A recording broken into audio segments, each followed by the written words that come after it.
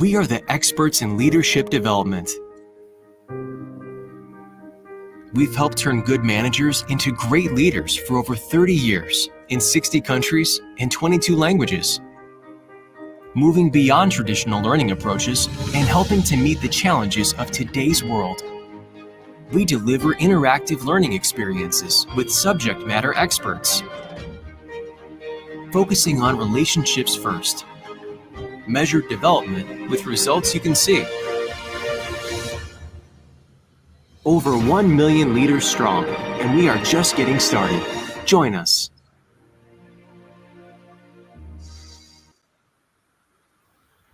All right, good morning, everybody. Welcome. A little bit of a different show today, and we're not going live. It just continues to play.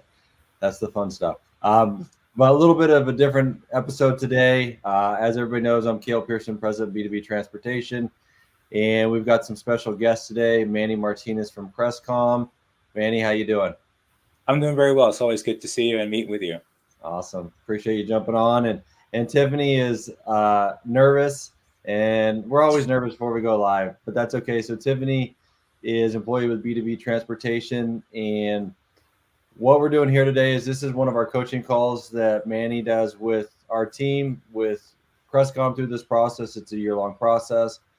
And, as an organization, we believe in coaching, mentoring, and giving our team members the resources to become great leaders and great managers. A little bit about Crestcom. So Crestcom is a leadership development franchise, and it's in 60 countries worldwide. Over 1 million participants have gone through the program in 35 years of business. Full disclosure, I am a Crestcom franchisee, have been since 2016, and Manny and I are partners since 2019 in this endeavor. And Manny serves Oregon and Washington. He's really the brains of the organization. I wouldn't say I'm the looks of it, but we'll just go. So I'm just the support with this process. But we just want to come, and this is going to be a coaching call. So Mandy's going to take the lead from here, and Tiffany's going to go over some action plans that she's developed based on the training that she recently did with adaptive leadership and complex problem solving.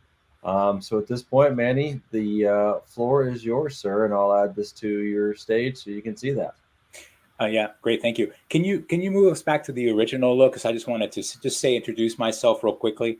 I'm Manny Martinez, and I'm in Olympia, Washington. And a little bit of my leadership background: I served 30 years in the military. I was in the Air Force, and then in 2018, after 21,600 haircuts, I decided to retire from the military. Great career, and I wanted to continue developing people and growing teams to reach their highest potential. In the military, my job was to give people the toolkit to become successful leaders, and Crestcom is exactly that. We give people the toolkit to become successful leaders. And B2B Transportation and Crestcom have been in partnership now for several years, and we've trained quite a few of their managers, and Tiffany is currently going through our Crestcom program. And we meet every month for a couple of different classes where we interact with different managers and leaders from different organizations, and we learn different leadership skills. And this coaching session is going to be a recap of the sessions that we attended during the month of September, and then also to highlight some of the best practices and ideas that were from that session that Tiffany was able to implement or to be working towards. So I just wanted to give you a little bit of background before we go ahead and get started. So yes, absolutely. Tiffany, great to see you. Let's get ready to do our recap of our September session. Cale, if you want to go ahead and show those slides, thank you so much. So adaptive leadership is something really important for us as leaders. And on the screen, you see these different symbols, the decks of cards. They have hearts and clubs and diamonds and spades. And card players really understand that all cards are important, all suits are important, and they have different strategies when they use different card games. They know how to play well with others. They know the importance of following the rules and being disciplined in their game plan. Well, leadership is no different. We have different people whom we lead with different characteristics, traits, skills, and how we use all those skills and traits together to create synergy and productive teams. During the session, we looked at how we can look at personality styles as another characteristic and set of traits that every individual brings to the workplace, and how, as leaders, we can create synergy by bringing in all those different traits and personalities together to create really awesome teams. So that was the kind of a quick overview of what this session was all about.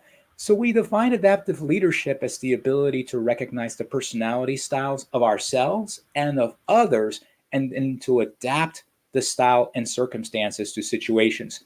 You might remember, Tiffany, during class, we talked about Coach Mike Krzyzewski, the legendary basketball coach for Duke University. And I mean, this guy's fantastic, right? I mean, he's coached many college winning teams, Olympic teams, and yet in his book, he writes, I never coached two players exactly the same way, because he adapted his own coaching style based on the skills and talents of each player to draw out and bring out the best in their people. That's what we want in leadership. So during this session, we looked at a few things. We wanted to identify the personality styles of ourselves, but also understand there are 4 personality styles, like a suit of cards that we can use, and then 2 thinking styles, and how we can apply those personality styles to create organizations that are bringing in that diversity of thought, ideas, concepts, diverging points of view. One of the activities we did in class is we identified who is our wild card. Who is that person in our organization that maybe has this characteristic, this trait, this nagging habit that gets under your skin, that bothers you? Maybe people who are bulldozers or people who are indecisive. And we identified that in the beginning of the class because later we were able to reframe that particular skill. We watched a couple of videos from Steve Shapiro, our subject matter expert. He introduced some of the concepts of our class. During the session, we did our own personality assessment. We identified which of these suits best described our personality, and we identified 4 personalities: the spades, the clubs, the diamonds, and the hearts. And we talked about some of the characteristics of each one of those. Unfortunately, we don't have enough time during today's session to go into all those different personalities, but we got into groups based on our personality. And in our style group, we talked about how do we best work with the other personality styles. If I'm a club, how do I best relate to the hearts, to the diamonds, to the spades? What are some of the challenges when working with them? And then what are some different tips for us to better connect and get to know those other people better? Really important for us as leaders. And then a little bit later in the class, we talked about the person who challenged us, that had that habit that bothered us, and we reframed that particular habit. So maybe someone is considered to be a bulldozer. Well, if we could reframe that, we can say, well, that person might be driven. Or someone who's indecisive just really is very patient in making sure they have all the information they need to make good decisions. We practice rewriting that particular trait or skill and understanding it better. The traits I appreciate in you are these: you're driven. The traits that I add value to our organization and team because we're able to stay focused on the goals that we want to accomplish. What I can do to support this is to schedule checkpoints throughout the month to make sure that we are staying on top of that particular goal. And that's just an example. It would have been something different for you depending on your situation. And I really love this quote: great leaders are not the best at everything. They find people who are the best at different things and get them all on the same team. Imagine having 11 quarterbacks on a football field playing offense. Disaster, I would say. And so it's really important to have all different personalities, all different skills on the team. By the way, there is not one skill, one personality that's better for leadership than another. We need all the personality styles working together harmoniously to develop and really move our organizations forward. All right.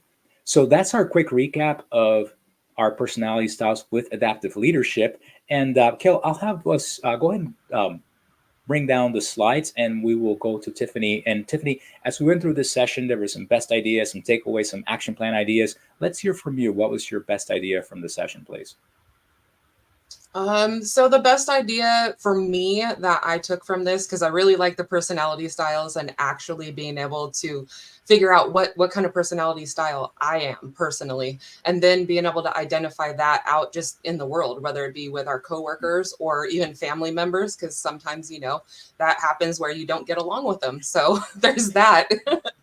So the best idea I wrote down to obtain from this is the re-outlook of my personal perspective, because I'm a club, and manage the challenges that I run into to improve and increase my communication with other coworkers, my family members that may not possess the same personality style as I do. So I chose to do that. Some of my actions were consider how my perspective of my teammates needs to broaden to see the traits that are helpful and insightful rather than the ones that just annoy me. Because, hey, if just because it annoys me doesn't mean it isn't a good idea. Right? Right. So then the other one was work on being a little more open to others' ideas and outlooks on the situation to help me better grow in the role that I'm currently in, because I'm all over the place.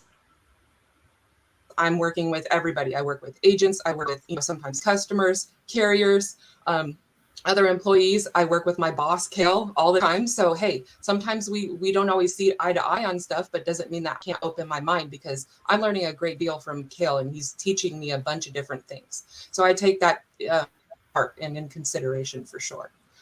And then the last one was just learn to be more easygoing, because I'm very rigid. When I have a plan and I have a way to go, I want to stick with it. And just because I want to stick with it doesn't mean that I can't be a little bit more lax. Cale always tells me, hey, worry about the things that you can fix and then leave the rest, you know, for possibly somebody else, or, you know, don't get so worked up about it. We're going to work on it.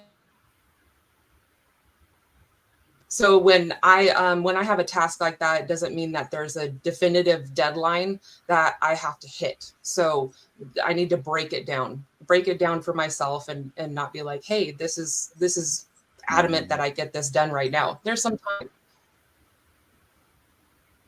Yeah, that's great. I love that. Tiffany, how has understanding your personality style helped you then better communicate since the session with other players in your team? Just like taking it back and thinking inside of my mind, like, hey, I am this, but doesn't mean that I have to be defined by this, because I can change to the different roles. I can be a heart, because I am very emotional when it comes to certain things. So with that, I use my heart. I wear my heart on my sleeve, and I get my feelings hurt very easily. Most people, at least in this little room right here, know that. So I really try to just brush it off and, you know, hey, this is what my job is. I have to open myself up. So I work with the agents very closely, doing training and things like that. And, you know, we all have different personality types, and I have to take that into consideration, that they're going through things too. And that's one of the things that Cale has taught me, is that other people are going through things as well. So you need to kind of figure out, where are they coming from? Maybe the reason why that they're upset is because they're going through something personally, or you know, something of that sort. So I have to kind of keep those things in mind. Yeah. And if we're honest with ourselves, each of us are always going through some sort of challenge in our lives at all times. Right. Some are smaller, some are bigger, some involve some people, some are ourselves. And that's wonderful. And, you know, when we did the personality assessment in class, and then we broke into the breakout groups, we got a lot of feedback from different people about things they appreciated from other personality styles. I'd like to ask you, what was one skill or trait from another personality that you found is, you know, I want to emulate that. That's something that I can learn more and do more. So for me, I think it was coming from, what one was it? It wasn't the heart, but I think it was the diamond, because they're more, how do you call it? Like, I guess one of the things they called it multifaceted. So they're just very creative. It's not that I'm not creative, but when I see something, I want it to be cut and dry. Black and white, that's what it is. Diamonds see it differently. Their stuff goes over into the whole creative side. And that's something that I really want to like kind of dive deep in, especially within my role, because I'm sure that there's going to be more projects to come. And I want to be able to use that, take that in. Yeah, that's great. And how important that is to recognize, you know, if I know someone who's really creative, who has those diamond-like characteristics, and I have a particular issue that I'm trying to resolve, maybe I need to bring a more creative mind into looking at this. And then when I have a task that's very detail oriented, that we got to make sure we follow the process and procedure pretty closely, well, someone of a spades characteristic can really help me stay focused on, you know, dotting those I's and crossing those T's. As a leader, knowing the strengths of all your players will then help you be more productive and effective, and also align people into roles and responsibilities that they feel good doing because it's playing into their strengths. Right. Yeah. I want to bring in Cale into the conversation. So I know you've also gone through the personality style session. What are some takeaways for you from that session, please? I always chuckle when you talk about the bulldozer, because I can relate to that. You know, as a person who's aggressive and driven, that can also often be misconstrued as a bulldozer. And so it just reminds me that, like, okay, just because you're driven and this is the way you see it, you have to understand where others coming from. And, you know, it's easy when you're all that way and you just go. But if you're dealing with different personality styles, that's going to alienate a lot of people. And it's probably going to hurt some feelings and, you know, maybe even damage some relationships potentially. And so it's just a good reminder to understand this is how I see it, but that's not the only way to see it.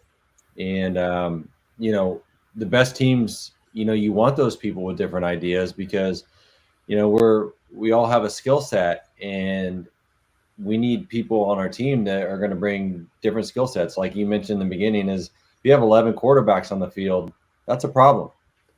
You know, so it always reminds me of just taking a pause and trying to figure out who am I working with and how do they see it. And then, you know, approaching it. And a lot of the time is just asking questions like, what do you think? Or how do you see it? Or what are some ideas you may have, before just bulldozing them with my ideas? Yes. You know, we don't see things as they are. We see things as we are. Yeah. And that's a limitation for all of us. I'm speaking for myself, as a heart living in a household of spades and clubs. You know, I quickly am reminded of my limitations, starting with myself. And then, of course, I'm reminded by my family, because they're pretty blunt, because they, you know, we all live together, right? Yeah. But how important it is for us to understand, how are we showing up as leaders? And how are we modeling the behavior we want to see in other people? So if we want to be able to be better listeners, to better understand our people, to get to know our people better, we have to slow down a little bit and understand where, you know, how are we showing up? How are we adding to this conversation? You know, are we, you know, stoking the fire? Or are we adding gasoline to the fire? Or are we doing something that's, you know, harmoniously moving everybody together?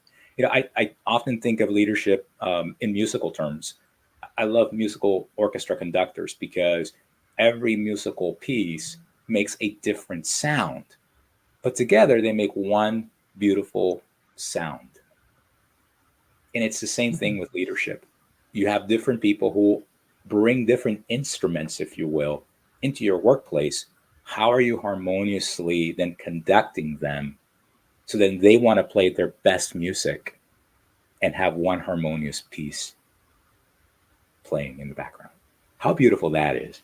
Okay, so yeah, personality styles of leadership is one of the sessions that we covered in September. And what I want to do now is I want to talk about our session 2. So we do 2 sessions every month in the Crestcom program, and all the managers come to class. Tiffany's one of them in the class, and we talked about stimulate creative perspectives. I say this is better called how to be a better problem solver. I don't know about you, but most of us, whether we are managers of people, first-time supervisors, senior leadership, or just the regular everyday person doing their work, you want to better problem solve. The question then is, well, how do I do it? What are some different strategies? And that's what we focused on during this session. So, Cale, if you want to go ahead and show the slides. When we went into class, I asked everybody to think about a business problem that you have that you either maybe haven't figured out how to resolve it, or you have a solution for it, but the solution is just okay. It's not all that great. And we brought that problem into the class so as we learn different strategies, we could identify and discern this is the best strategy that I can apply to solve my problem. Because I don't know about you, but if we keep solving problems the same way, eventually that tool is going to fall apart, break down, and it's not going to capture all the ways that we can problem solve other issues. Now, in this session, we did a few things, so let's get into that. And this just shows that, in the previous slide, you can see where things are blurry, but when we get below the surface of the problem, we can see things a little more clearly, like the skyline there in Chicago. So during the session, we talked about 5 common barriers to problem solving, provided examples of how to shift our mindset, because often our mindset prevents us from being able to be better problem solvers. And then we talked about 3 strategies. We termed them filters, 3 filters that can help us overcome those barriers, and then that helps us move towards resolving those problems. Here are those 5 barriers we talked about. And of course, I'm doing just a quick recap. We talked about them in a lot more detail, but you might remember things like bias. My way is the best way. I know the best here, and the other people's ideas are not good. Fear can hold us back from problem solving. Well, what if I make a mistake? What if the boss doesn't like what I did? What if these things just blow up? And so we become paralyzed and we don't problem solve. Then there's overwhelm. A lot of people in our class said overwhelm was their biggest barrier. We got so many tasks and responsibilities, and it doesn't seem like we have enough time. And therefore, today's most necessary problems to tackle, I think I'll tackle them next week. Inertia. I like to call this also complacency. Life is good. Why rock the boat? Why cause waves? I lay low and things are good. I collect my paycheck. And then comfort. We know what that looks like. This is the way we've always done it. Who sang that song before? Those people that are sitting back going, no need to panic. Things are fine. We've always done it this way. And then you become like Blockbuster, who probably got a little too stuck in comfort, and now it's a has-been. These are those 5 barriers that we need to identify so we can better problem solve. Now, during the class, we introduced Tamara Gondor, our Crestcom faculty member. By the way, we have different faculty members in our Crestcom classes that are featured, and they're known nationally and internationally. Tamara is one of those. And in that first video, she talked about understanding our problems phases. Is it a problem that's just somewhat emerging that maybe we haven't seen before? Is it something that we've been seeing for a while? We just haven't gotten around to tackle it. We just haven't figured it out. Or are we in crisis mode? Oh my God, my hair's on fire. I got to get this resolved.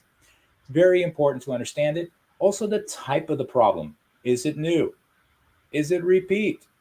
Or is it also embedded into our processes? Somewhere along that line, something's breaking down. And then the priority of our problem. Impact versus investment. Is this going to be something that we're going to see the immediate return on investment and improvement as soon as we implement the solution? Or is this going to be something that's going to provide us benefits down the road? We may not see it right away, but then down the road, we're going to be able to see its fruits. Very important for us to understand these 3 phases of our problem to then begin to move towards what's the solution I can apply. Now, during class, we did a scenario. And often in Crestcom, what we do is to provide a scenario that people work on together as an opportunity to use tools and strategies that they can apply into their own personal situation or professional problem. So in our class, we looked at a situation where a celebrity, we used Beyonce because we like Beyonce, Cowboy Carter, came to our hotel and took up the entire third floor with the entourage of Beyonce's team. They were staying in our hotel for an extended period of time. So we needed to sort out where were we going to have people who needed to be moved out of the third floor into other rooms or other hotels. And so we had to problem solve.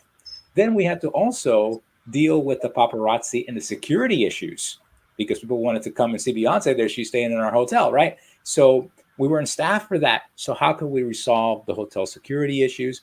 And during these two different activities, we applied the different problem-solving filters to help us solution ways forward. Which of those filters did we talk about? Well, they're right here. The first one is called the boomerang filter. This is how we reverse engineer a problem. If we know what the problem is, we can visualize the success. We can ask questions to help us learn more about what that end goal looks like. And then we can work our steps backwards to know this is how we're going to get there. The zoom filter. Sometimes we have a problem, but we're not necessarily getting below the surface of the problem. The zoom filter helps us do that. Understanding our problem better through why, how, and what questions, asking additional open-ended questions, which then help us redefine the problem. Once we have clarity as to what the problem truly is, now we can solve it. It's like when you go to the doctor and the doctor says, oh, you have pain in your shoulder. He doesn't go, here you go, take some aspirin because you have arthritis. No, he says, okay, so how long has it been hurting? And how often does it hurt? Does it hurt all the time? Some of the time? Where? And then now begins to make a diagnosis because maybe you do have arthritis on your shoulder, or maybe you're having a heart attack. The zoom filter can help you sort that out. Hopefully you're not having a heart attack. And then the panoramic filter is the third filter we looked at when we look outside our department, organization, our industry to help come up with different ideas to solve a problem. Often we're stovepipe and stuck in the way we've always done it. So we look outside of our organization to find inspiration and brainstorm solutions to bring back to our problem. In one of those videos, Tamara talked about how a car parts manufacturing company had excess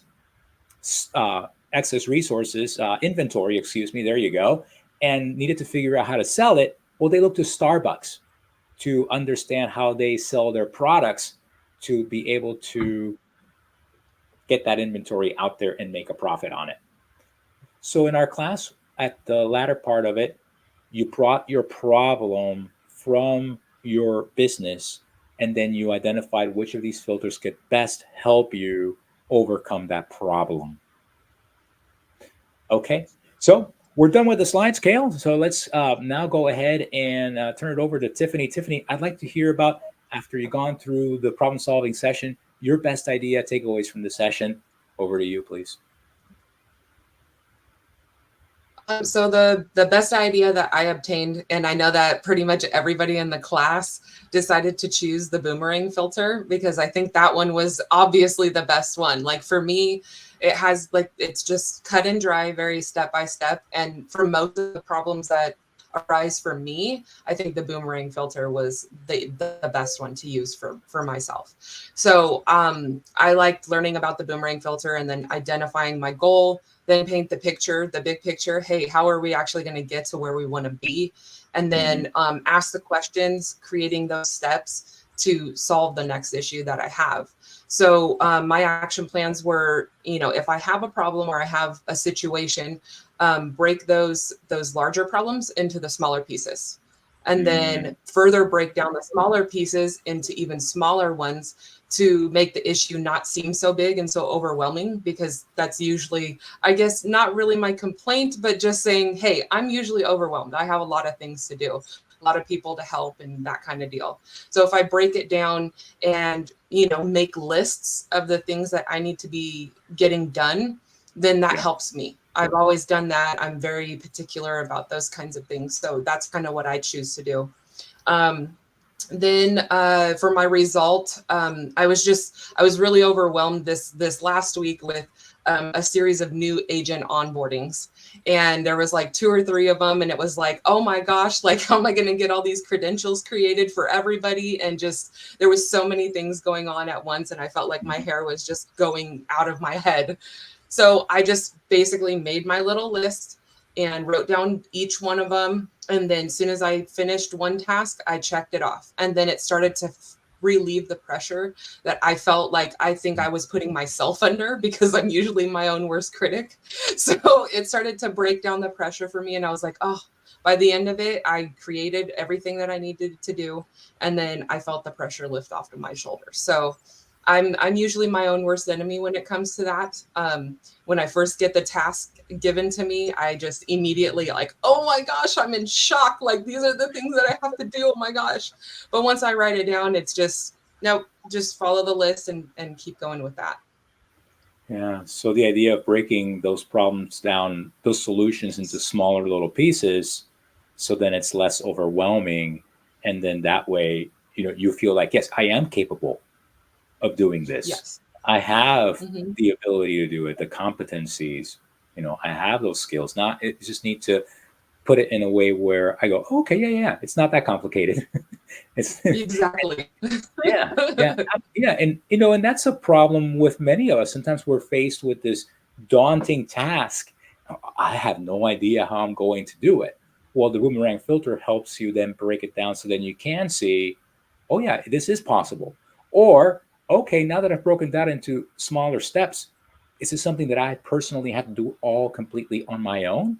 Or could I invite others to help me resolve this problem and know exactly where I can put them in? Again, going to the adaptive leadership and go, hey, I can lean on this. Yeah, and so that's, go ahead. That's one of the biggest things for me, is asking for help. Cale gets on me about that all the time, is asking for help. Tiff, just ask for help. We can find somebody to help you. Like, somebody can step in, and I'm like, but I can do it myself. And then I'm like, but no, I can't. Yeah. And so breaking down that problem, then you can go, you know what? There's like 3 or 4 steps to get this completed. But in this particular step, here's where I really need the help. Like, I can do this part here, but here I'm not quite as sure. And that's where you can go in and go, hey, Cale, I've got an issue particularly to this. Yeah. Who do we know can best help us get this resolved? Yeah. Yep, that's great. Yeah. Awesome. Well, good work, Tiffany. I like it. Yeah, I think a lot of people in our session picked the boomerang filter because overwhelm was their barrier. But in our afternoon session, we had a lot of people who picked the Zoom filter. And again, personalities also kind of maybe drive, which filter people chose. Yep. Okay. Hey, Cale, I'd love to hear your thoughts. I know you're familiar with this problem-solving session. So, what have been your takeaways from it too? First, I'll add on here. Chad said, appreciate you getting it done. It had some unique challenges too. So thanks, Chad, and he also said, sorry. Chad, I'm going to get you when I get in that office, sir. Yeah.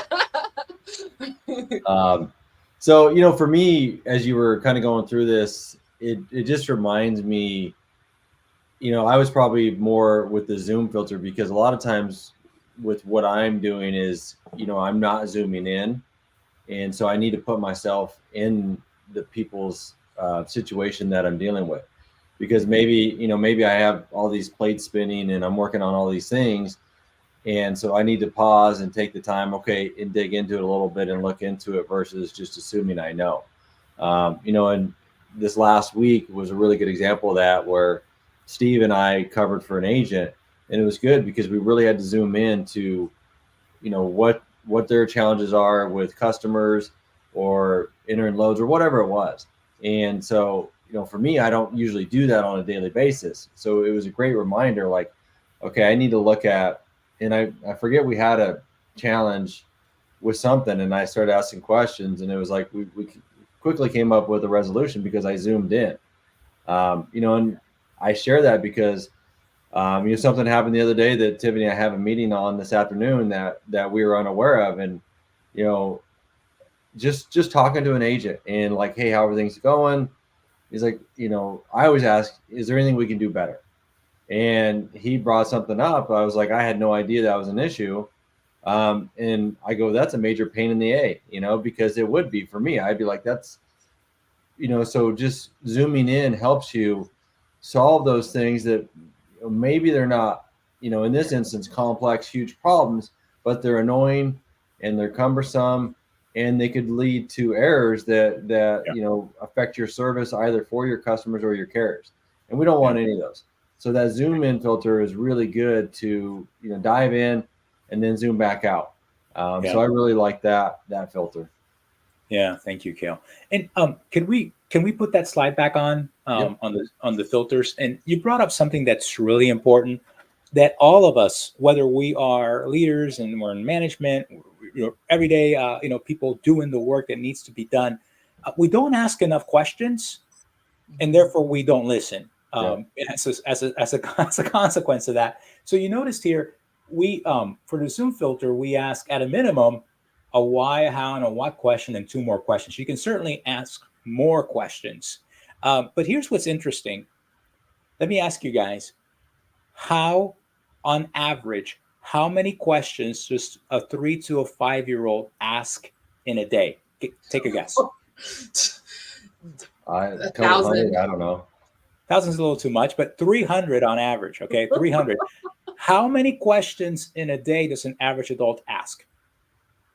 It's got to be double digits. It's less than 100, I'm sure. Yeah, I'm not Tiffany, too sure. I'm going to say 55. Between 8 and 12. Oh, wow. So what that tells us is that we're not asking enough questions. And if we're not asking enough questions, we're making a lot more assumptions. Yep. And if we're making a lot more assumptions and we're not asking questions, we're not listening. And if there is one aspect in leadership and in management that we need to develop, is our ability to listen. And the best leaders don't have to have all the answers, but the best leaders know to ask questions. Well, and Manny, on that topic of listening, is sometimes people, as leaders, people come to us with their challenges or their problems, and it's not necessarily to always solve them. But it's just to listen and, let me get this off my chest, because I know it's an issue and it's bugging me, and we can't necessarily solve it today. But by me sharing that with you, now I can focus on other things, because we get stuck in that doom loop of just, this is a problem and nobody cares. And, and then you're making up these stories in your own mind. Yeah. We all do it. I do it myself. And so it's like, if I just share those concerns, now I've released that and I can move forward.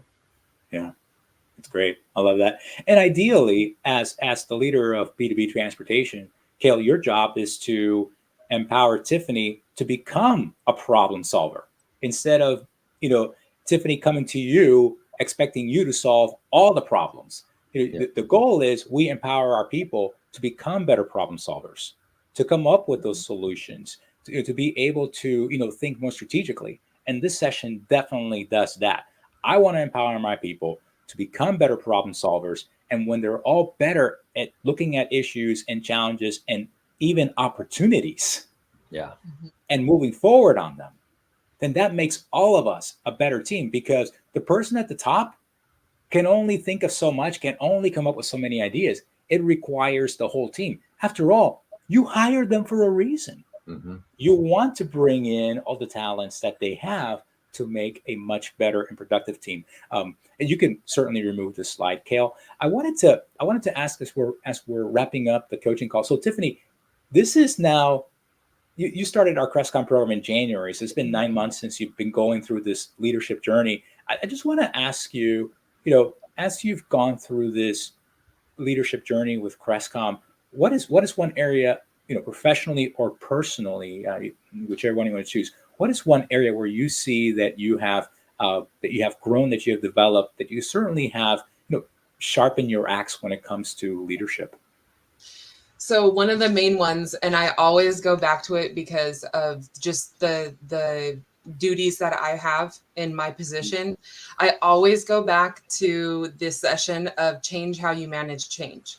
And that one really hit me, because not that I don't like change, but many people have issues with it. They have, problems with trying to acclimate to their surroundings and just the different things that are going on. And that's one of the biggest things, of course, for a lot of the people that work with B2B or for B2B is our new TMS. And that's been a really big, I guess for some people, a thorn in their side. Yeah. And it's just like, hey, Cale tried to make that decision to better what we're doing here at B2B. And if we're not all backing it, then it's like kind of like, what are we doing here? And that's what Cale's really trying to do, not just promote it, but trying to bring it back in and not just look at just the little part, but also the big portion of it. And how is it going to affect us down the road in 5 to 10 years? How is that going to affect us in the way that we do our business and routing our trucks and, just all of that. So one of the biggest things was the graphs, your role in change, and the 3 phases of change acceptance. And so I always go back to that because that's just like, I literally have it out all the time. And I took a screenshot of it because it was like just my favorite, because it didn't really occur to me that as you go through changes, there's the different cycles of the denial, the anxiety, the approach, the avoidance, and where I was way back when we first started rolling over to the new TMS and working on it and trying to get it ready and up to go. I was going through all those first stages, the anxiety. Oh my gosh, now we have to get through all this and we have to create things and all the things. And now I'm at total commitment. I'm total acceptance. Like I'm just working on trying to find new things and new tips and tricks so I can teach other people how to do that. And then some people ask me when I'm training them, how is it that you're so okay with this? And it's like, because I was where you were once. Like, it wasn't that I've always been just, oh, I'm so accepting of this, because nobody likes the initial part of change. But once you start to get used to it, it just becomes everyday life, just like anything else that you used to do. It's just a little bit different. So I really liked this one. I would probably say that's my favorite. And that has helped me going through changes, not just within my work environment, but in my personal life.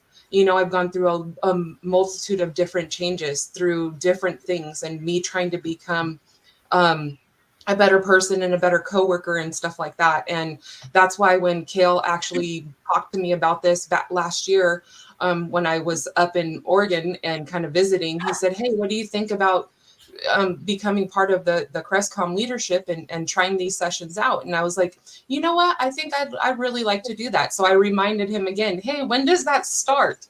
And so it was in January, and he's like, you got to go from January to December. And I was like, all right, I'm committed. Let's do this. And so since I started with you, Manny, like, it's been wonderful.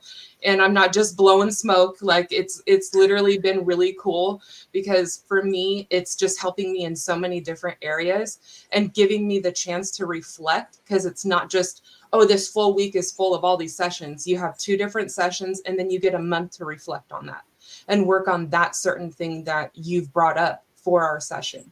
So I appreciate it. And I appreciate it, Cale, from you for giving me that opportunity to be part of the Crestcom and go through all the sessions. And thank you, Manny, for being a really good leader and leading us through all these Crestcom sessions and helping me with my fear of talking to other people over a video chat and trying to work through things.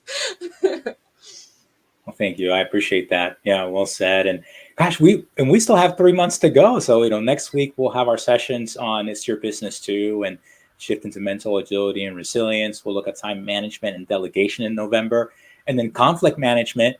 Like, we never have conflict at work, right?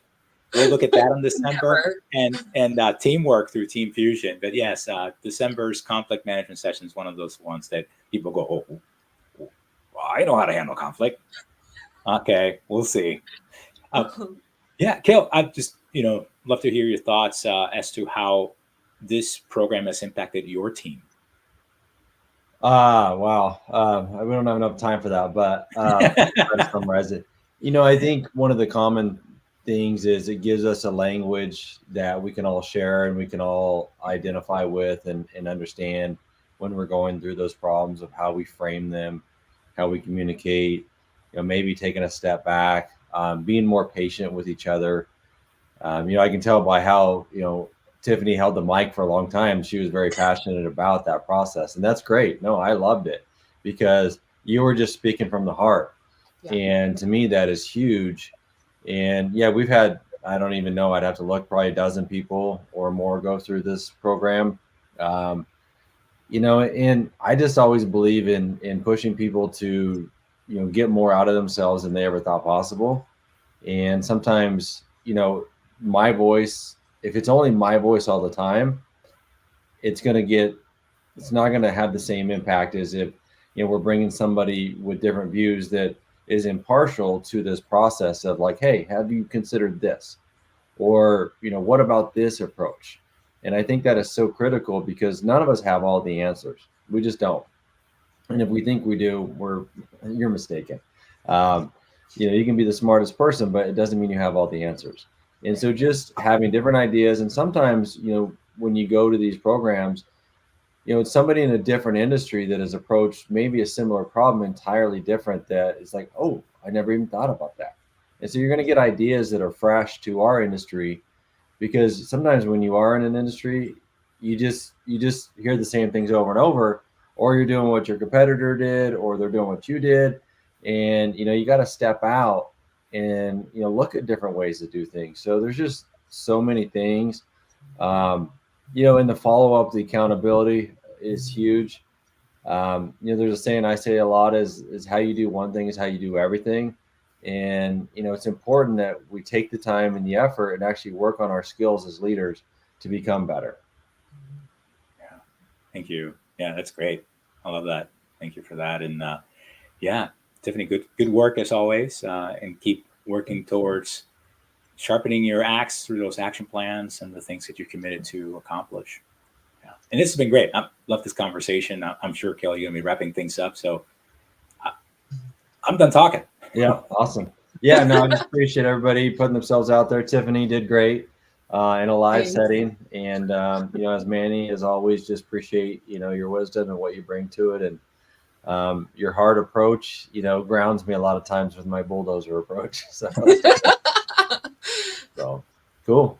Well, that's it. And appreciate everybody. And if you want more information, obviously, you know how to get a hold of Manny or I here on LinkedIn, YouTube, Tiffany, same thing. Just appreciate you guys tuning in. And, if you liked it, we'll do more of it in the future. Thank you, guys. Thanks. Thank you.